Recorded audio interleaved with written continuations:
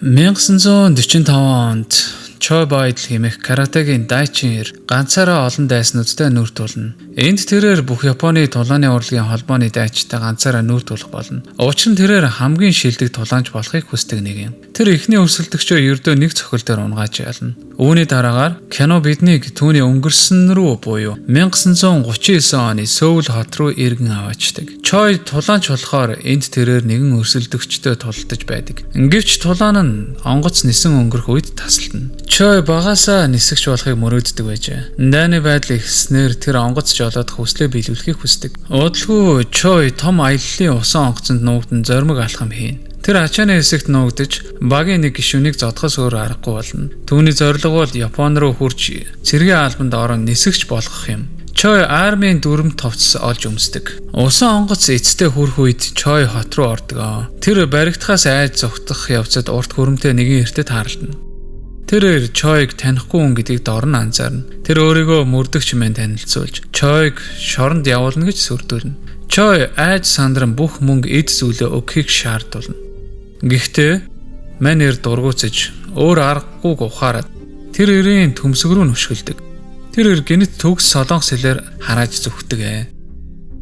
Тэр залуу нь жинхэнэ мөрдөгч биш. Харин хурамч цагдаагийн дүр товилсон хулгайч Чүнбэ болох нь илэрдэг. Мөн тэрч бас солонгос хүн аж.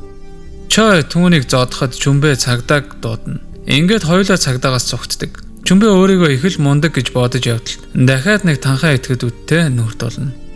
Тэр том ачааны машин дээр тавьсан хайрцагт нуугддаг. Нэг эмэгтэй түүнд хэрвээ түүнийг байруул алах болно гэж анхааруулна. Тэгтэл Choi ч мөн тэр хайрцагт нуугдаж байгаа нь тэр. Ингээд тэд хамтдаа зогтож чаднаа. Хоёулаа амьдралынхаа талаар энэ хүртэл яаж ирсэн тухайгаа ярилцдаг. Choi нисгэгч болох мөрөөдлөө хийлж Японд нис хүчний сургуульд орохыг зорж байгаагаа хэлнэ. Чүнбэд энэ санаа нь инээдэмтэй санагдана. Японд амьдрах амаргүй бөгөөд ядуу солонгосчууд хэрхэн дарлагдж байгааг тэр олон жил харжээ. Эцэст нь амьд үлдэхийн тулд гэмт хэрэгт орсон гэдгээ хүлээн зөвшөөрдөг. Choi тэднийг нуугдаж яваа ачааны машины нис хүчний сургуулийнх гэдгийг хэлнэ. Чүнбэ сандран цэрэгт орж байлдаж өгөхийг хүсэхгүй хэмээн машин дээрээс үсэрнэ. Тэр Choi-г шоолно. Удалгүй тэр дахин дээрх гэмт хэрэгтнүүдэд баригдах шахаж цэргийн машины араас гүйж Choi-гоос тусламж хүснэ. Choi түр азнаж харснаа эцэст нь туслахаар шийддэг. Ингээд тэд хамтдаа нис хүчний сургууль руу явцгаалаа. Гэвч тэднийг очиход Choi-г огтон авахгүй бөгөөд харин барьж хордог юм. Тэднийг ёстой л нэг боол мэт харьцаж цэргүүдийн дунд хүнд нөхцөл байдалд байлглаа. Хорих лагерын дарга нь Като хэмээх эзлэн төрөнгийн үзэлтэй хүн юм. Тэрээр маш их эготой аюултай нэгэн бөгөөд бүх хоригдлууд түүнээс айдаг. Като солонгосчуудыг доогуур хүмүүс гэж үздэг тул тэднийг өдөр бүр тамлана. Чүнбэ болон Choi нарыг модон шонгуудад хүлж ил задгаа орхидог. Тэд тэнд нэлээд удаж байж Choi энэ газар ирсэнээ харамсдаг. Удалгүй Америкийн онгоцууд гинтийн агаараас давталдаг. Онгоцнууд ирж бүх лагерыг бөмбөгдөж эхэлнэ.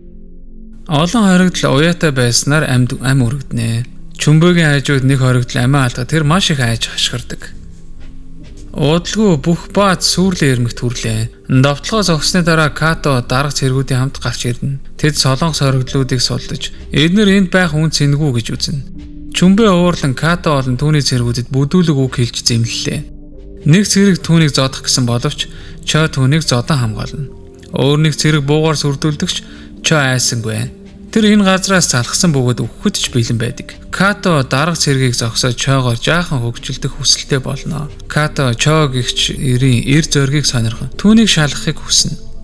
Тэр Choi-тэй тулдаж солонгос тулааны урлаг сул дорой гэж үздэг. Choi өөрийгөө батлан харуулахыг хүсэж тулалдаа эхэлнэ. Эхэндээ Choi давуу талтай болж хэд хэдэн цохилд амжилттай өглөө. Като шархатсан мэт харагддагч удалгүй жинхэнэ хүчээ гарган давталж эхэлдэг. Като Choi-г хүнд шархтуулж бараг алах төвхдөг. Тэр Choi-г доромжлон ялна. Гэхдээ амийг нь хэлтрүүлнэ. Като болон түүний цэргүүд яваад Choi газар твтэрч хоцордог. Олон сарын дараа бид Choi болон Чүнбэ нар хотод ажиллаж байгааг харнаа. Чүнбэ алиалагчийн хувцас өмсөн пачинко мөрөдө тоглоомын автомат лангуун дээр ажилладаг. Их мөнгө олдоггүй ч амьдрал нь хөвгөлтэй юм.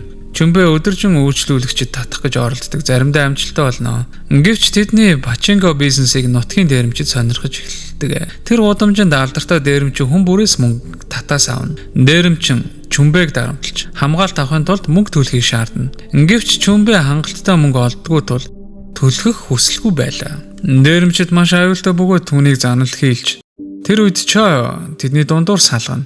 Тэр найзыгаа болон бизнесээ хамгаалахын тулд ганцаараа дээрэмчидтэй тулалддаг. Чойг зодож хүнд шархтууллаа. Тоонд хэтэрхий олон тул Чой дийлдэггүй. Тэр их гэмтэж дээрэмчид түүнийг алахаар шийддэг. Гэтэл яг тэр үед Бомсуу нэртэй нэгэн зориг тэр ирж тусалдаг. Бомсуу бол алдартай тулаанч юм. Тэр дээрэмчидтэй тулдаж бүгдийг нь зүгтаалгана. Тэрээр уус даяар аялж баг тосгоноос Япон руу цагаачилсан ил болно. Бомсуу Чойг циркт урьж тэнд олон солонгосчууд 50 амьдарч байгааг хэлнэ. Цирк тэдэнд сайн цалин өгдөг бөгөөд уус даяар аялан тоглодог юм. Бомсуугийн гол зорилго бол Японд амьдрах солонгосчуудыг дэмжих юм. Тэр олон солонгосчуудад тусалж амьдралаа босгоход нь дэмждэг нэг юм байлаа. Чой түүнээс тулааны урлаг сурмаар байгаагаа хэлнэ. Эхэндээ Бомсуу татгалздаг. Гэвч Чой шийдэмгий байсан тул удалгүй Бомсуу түүнийг сургасан. Чой дахиж ялагдахыг хүсэхгүй байсан тодорхой. Тэр зэрэгэлдээ хүний тэрэг рикша жолоод амьдралаа залгуулж сул цагаараа бэлтгэл хийд. Нэг өдөр Японы эмэгтэйчүүдийг Америкийн цэргүүд дарамтлах үед Чой оролцож тэднийг хамгаалан цэргүүдийг зогсооно. Тэр үйл явдлын дараа бяцхан нийгэмдээ баатар мэт алдаршдаг.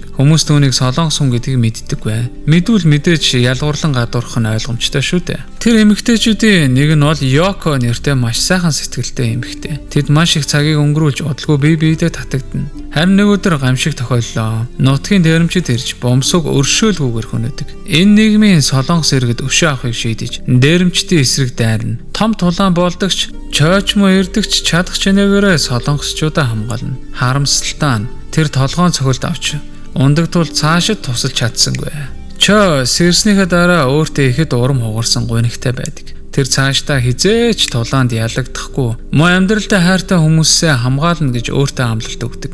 Чой уул руу явж хэсэг хугацаанд тэнд амьдрна. Тэрээр өдөр бүр бэлтгэл хийж ууланд гүйдэг. Модыг жим болгож бэлтгэлийн хэрэгсэл болгон ашигладаг. Тэр өөрийн биеийг төгс тулалдааны машин болгохыг хүсдэг. Бие болон сэтгэлээ хамттан дасгалжуулдаг. Уудалгүй уулнаас буцах цаг ирнэ. Чой нэрээ сольж Япон нэртэй болохоор шийддэг. Тэрээр Япон даяар аялан хамгийн хүчтэй тулаанчдыг сойрхоор явна. Хуучин цагаан каратегийн хувцас өмсөж, урт үсээ задгаа тавин аяллаа эхлүүлдэг. Тэр Япон даяар аялж эхэлнэ. Удалгүй нэгэн доожо буюу бие хамгаалах урлаг заадаг сургуульд хурж ирдэг. Тэнд байгаа бүх гишүүдийн дүгэл дуудан асуудалгүй ялдаг. Гэвч тулаанч бүрийг тэр ихэвчлэн нэг л цохилтоор ялдаг. Удалгүй Япон даяар түүний тухайд суурхал шуурга мэт тархдаг нь.